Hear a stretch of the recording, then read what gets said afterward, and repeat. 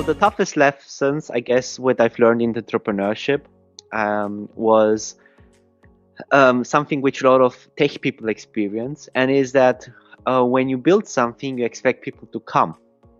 And the reality is that even if you build a time machine, nobody will care about it, even though it's some world-changing technology. So the first thing the hard, painful experience was that you have to market, you have to sell, you have to bring your product into the world and get customer feedback and conversations going and so on. And yeah, this definitely, I think, fortunately enough, I experienced this issue quite young, but I think it's a essential tough lesson which a lot of tech entrepreneurs at least have to experience when dealing with entrepreneurship. And this, I guess, one more thing was not thinking too ambitious. And this might sound like, I guess, against the current, let's say, vibe about entrepreneurship, and is that I don't think you should build a company which has to scale to like 10 billion user. You have to invent a new flip chart or a cart or the next Uber or whatever out there, startup is out there, because first of all, these people are quite privileged. If you look a lot of the tech entrepreneurs, they already come from a rich background, and their companies require a lot of money and they have a very high rate to fail. So the lesson which I learned, and this is someone who I offer from a book, I won't mention him because due to privacy, he said, like, if you're rich and you build a high risk startup, then go for a venture funding scaling business. And I think most entrepreneurs cannot relate to that. It's not so trivial to get funding, and even if you get funding, is it really worth it? Or because you're gonna put a lot of effort and a lot of sweat, and it's not for everybody. So entrepreneurship itself is already hard, and taking also money and going the VC route may take some financial pressure away, but it's still a lot of pressure going on. And the second lesson was that not everything is VC startup, Elon Musk to the moon. It can be also something like, hey, just solve your own problem. And and that's how I found, like, also you could say, success for my startup. Yeah. These days, people are behind becoming a unicorn, decacorn, scaling up, and focusing on a lot of numbers. But whatever you have mentioned here in terms of slowing down and slow and steady wins the race. Like, we don't have to be in the rat race all the time. I think that's a powerful advice, I would say. Now let's talk about your venture, CleanVoice.AI. So, Adrian, why did you start this CleanVoice.AI? So the short story is that during the pandemic, I didn't have much to do except work, and I missed social contacts and talking. And so me and with a friend of mine, we were talking quite a lot over the pandemic, talking. And what happens if you have two men who talk too much? They start thinking about making a podcast. And we both then thought, like, okay, let's record the podcast. Our podcast was about weird AI applications, so uncommon AI applications. And the thing was that recording was easy. Researching for the podcast, like, reading the latest papers and so on, was easy, but editing was very painful, and editing took a very, very long time. So for one episode, like for the first episode, it took me like around 3-4 hours to edit it. And every time to edit those 3-4 hours, it felt just such a wasteful experience. And so I thought, okay, good, there must be a better way. And I tried a tool, I think it's called Descript. And Descript is like some video editing tool which can remove filler words. But the problem is that if you don't have a RP British accent, perfect American standard accent, it just doesn't work, because it transcribes your audio, and based on the transcription, it edits. So it didn't work for us, and especially because I mean, okay, you could say my accent is not so bad, but for my colleague who has a very strong Ukrainian accent, it doesn't work so well. Mm. So I thought, okay, let's make an AI because I have, the AI skill set. So I took our, I guess, like 4 episodes, but there was a lot of data there. We had a lot of ums and ahs. We had a lot of filler words. So let's say we had, for 2 people, we have enough training data to build an algorithm which could detect those filler words. Okay. I trained the prototype on our voices, and Mm. it worked quite well. It wasn't perfect, but it definitely saved me time. Like instead of 3 hours, I was editing maybe 2 hours or 1 hour. So yeah, and from there, I thought, okay, does this work on other voices? And surprise, it also worked for other voices. And I published, I made like a MVP after the algorithm in a month, and I went to run like various Facebook groups Mm-hmm. about podcasting. I published Mm-hmm. it there, and that's kind of how it started off with Clean Voice. Mm. I I can resonate with you on a lot of these things because I'm undergoing the same pain at this point in time. But early days were a little tough when I started podcasting in 2020. It took anywhere between 4 to 6 hours for editing the audio, and now at least after using this, after I started using MacBook, right? The because of speed, the overall editing time has come down to 1 to 2 hours, but still we have to pay attention to everything and get rid of the ums, ahs, all the filler words and the repeat statements and all. I think you are addressing a great problem, which should definitely become a boon to the podcasters. And now let's talk about how this artificial intelligence is helping in editing the podcast content. Like you said, you had the training data of 4 episodes. And how did you use that training data? And how did you build the algorithm so that at times, let's assume somebody has the habit of saying okay as a filler word, but okay may be relevant at a particular context. So Yeah, how AI distinguishes it from whether okay is okay versus okay is not okay? yeah. So currently, Clean Voice just focuses on filler sounds. So these are like just ums and ahs, which are universal, and in this particular case, they can be removed. Now, regarding filler words like okay, we currently don't remove them yet, but you can actually. I've been already working the backgrounds, like understanding the context of the sentence, and normally it's not that hard. So if you can, I can give you maybe a simplified example how you can imagine how an AI can distinguish the okay from a filler word and okay from a, let's say, relevant okay. Think about ChatGPT. Everybody, I think, knows how ChatGPT is and how it works. Um, if you just put your sentence, like you say okay, blah blah blah, okay, and then you one okay is like as a filler word. You as a human, but given the written text, you can already distinguish if it's a filler word or not. If you just put your whole sentence into ChatGPT and ask, okay, is this okay filler word or not? It will give you quite good results. And the reason why it can give you good results, and also other algorithms which deal with text processing, is that they're trained on huge, vast amount of sentences. Most of them are Wikipedia or like blog posts and so on, and they know what's a correct sentence and what is like an incorrect sentence, and AI can easily distinguish a okay as a filler word and okay, which is, oh, this is a, I verbally agree to what you say.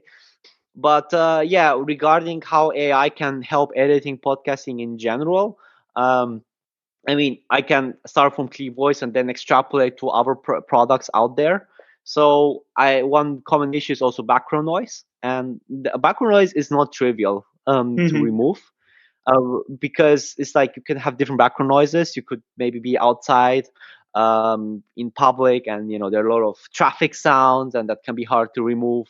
Which is like dynamic, and maybe there's one person screaming, and then maybe a horn from a car. So it's like it can be very, yeah, dynamic, and that's all. But Clean Voice, but also other AI services can remove also that background noise in order to sound you professional.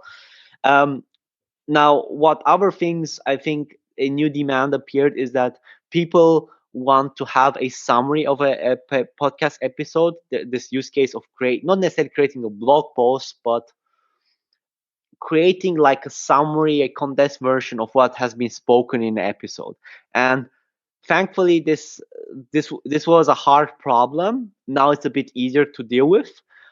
Technically speaking, all you have to do is just transcribe a podcast and maybe give snippets of the text to ChatGPT. That works. It's a bit tricky to do this, but yet, I mean, there are a lot of AI services out there, also Clean Voice, which can take your audio and give you a summary of your episode, and that's also which audio content creators have been suffering.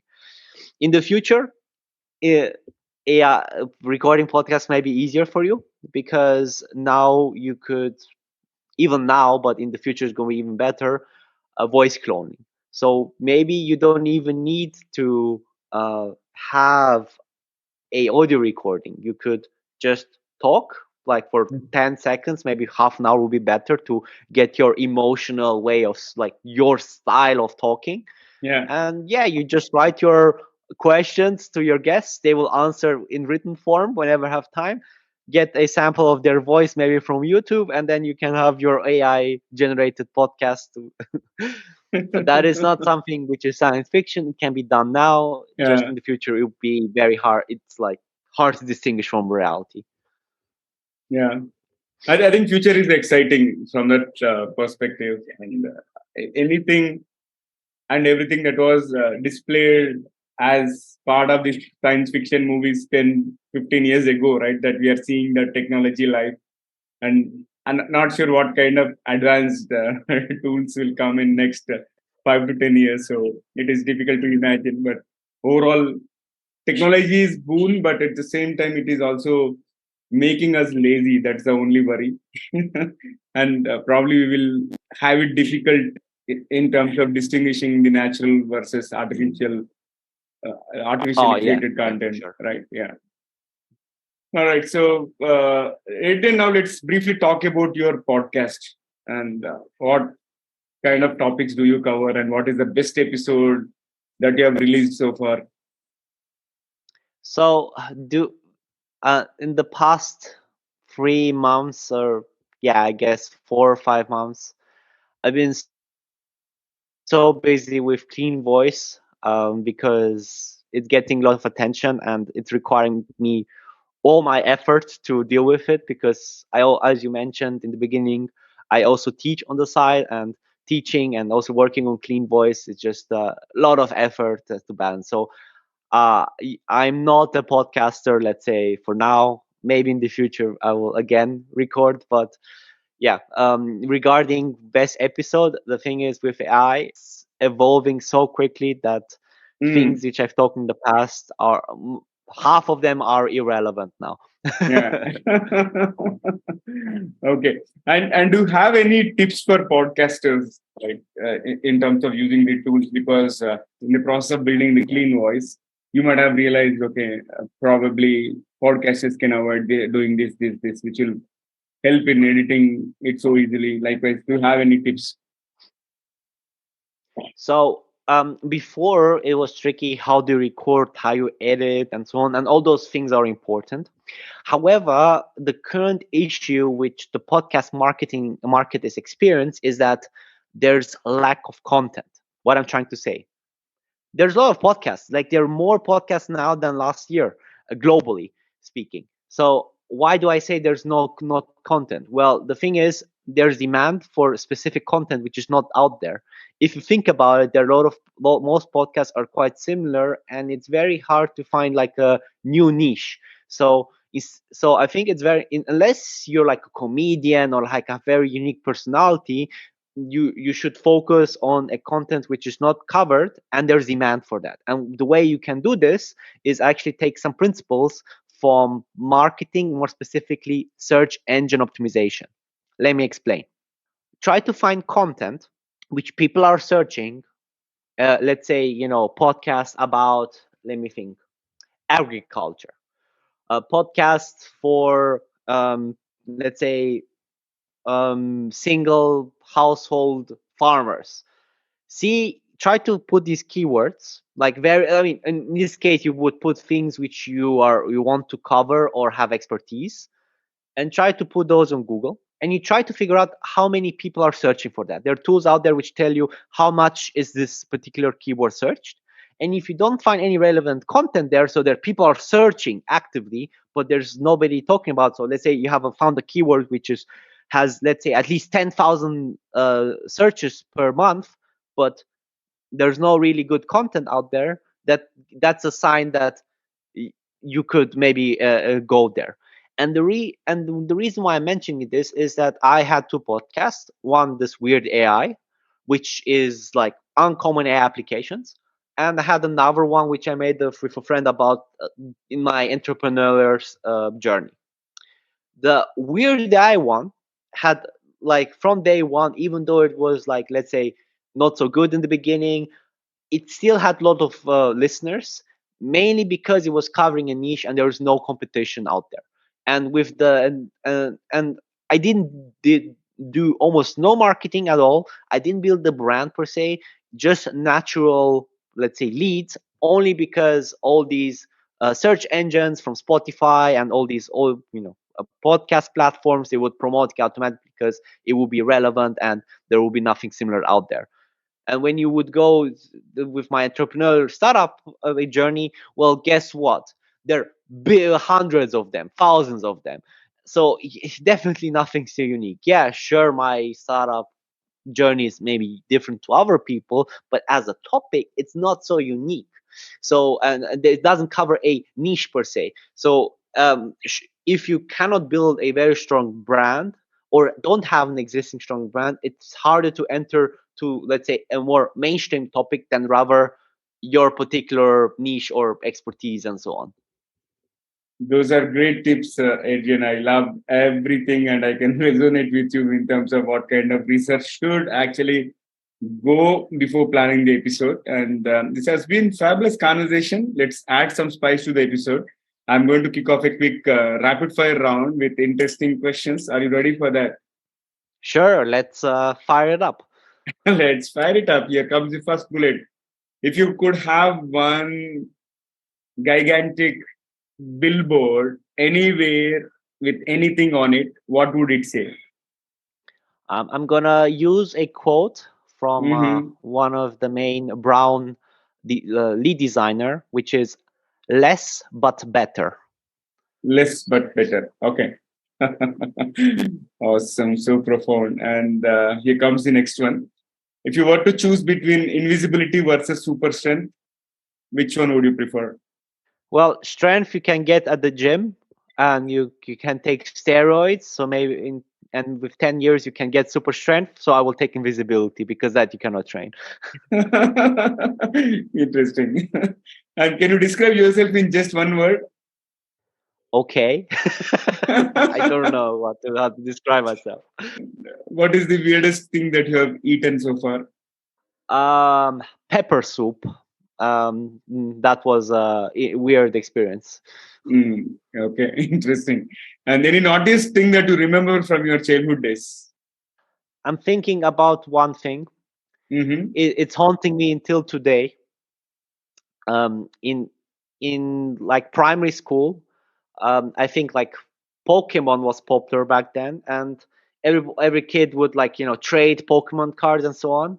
Yeah. And I wanted to get one particular card from someone, and he didn't want to give it, like, trade at all. I was like, look, I give you like even 10 cards and so on.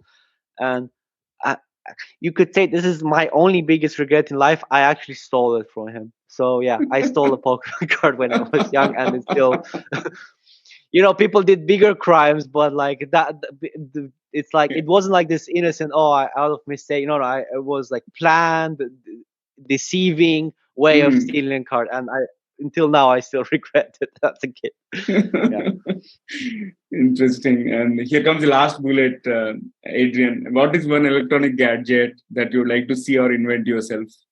Um, I want to see a reinvention of, like, the webcam, because all webcam sucks. Why is a professional camera still better than the webcam? There's no good webcams out there.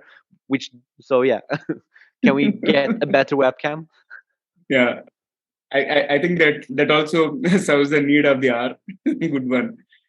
So, Adrian, I love the rapid fire. Now let's flip back to the mainstream. And here comes my next question. What is your one piece of advice to those aspiring to make big in their careers? Making big in careers, unfortunately, depends also on your social economical status. So where Mm, you're from. Because and big is also relative to every person. What does big mean here? Do you mean a lot of money, fulfillment? Um, it's hard to meet without this particular context. yeah, So let's say if you're a young, let's say, person from, let's say, southern India, let's say, and you didn't have so much opportunities. Well, the only thing you can do is develop your skill set, I guess, online, which is very good because online you can learn everything, and yeah, you can develop skills in order which you can then sell overseas afterwards. So you can maybe start a small business and like do I guess like a consulting company or services company and use those digital skills in order to make money. And I think this is maybe still viable option for a lot of people. If you don't mm, have, let's say, I have nothing, well, guess what? You have at least YouTube and yeah, internet that at least very cheap globally for a lot of people, and you can just earn this new skill sets which you can then sell.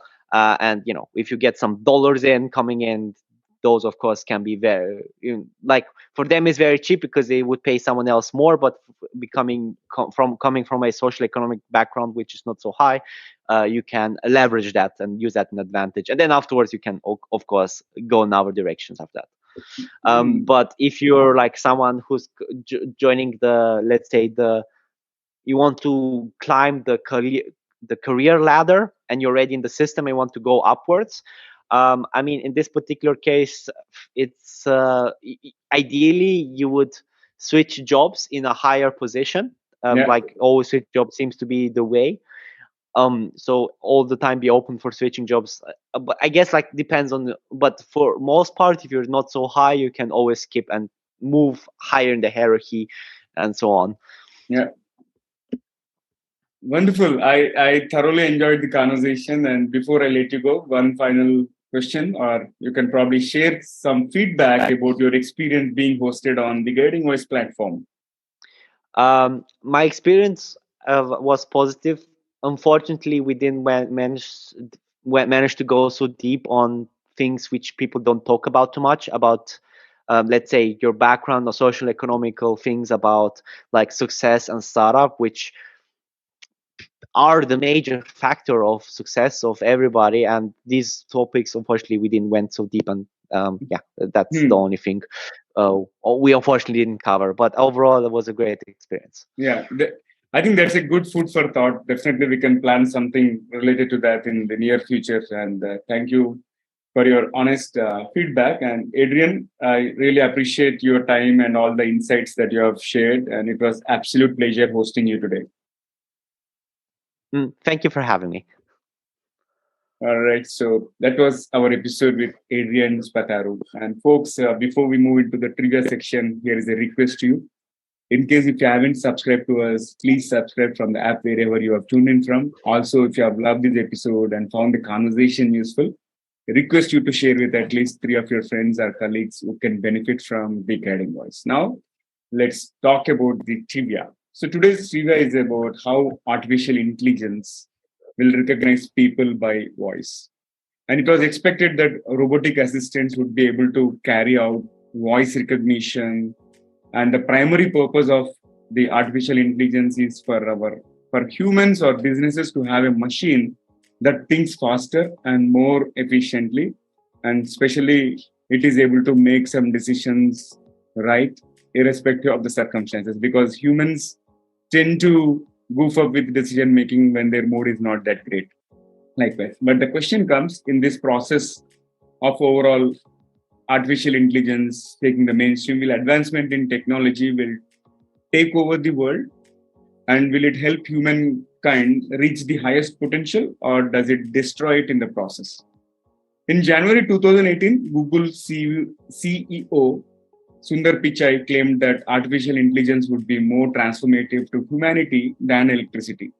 And McKinsey report also reveals that the global demand for data scientists will exceed supply by more than 50%.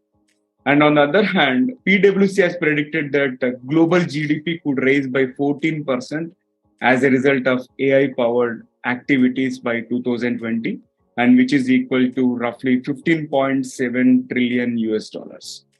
So likewise, everybody is optimistic about the developments and the progress that is going to happen through artificial intelligence. And we had a wonderful conversation with Adrian today, where he spoke about how he is using artificial intelligence in terms of editing the podcast episodes and all. Likewise, here comes my question. Have you come across any other use case related to AI and how it is transforming a particular industry or a particular business problem? If so, please share the details in the form of comments if you are watching this episode on YouTube, or you can leave your comments on social media wherever you have found this episode.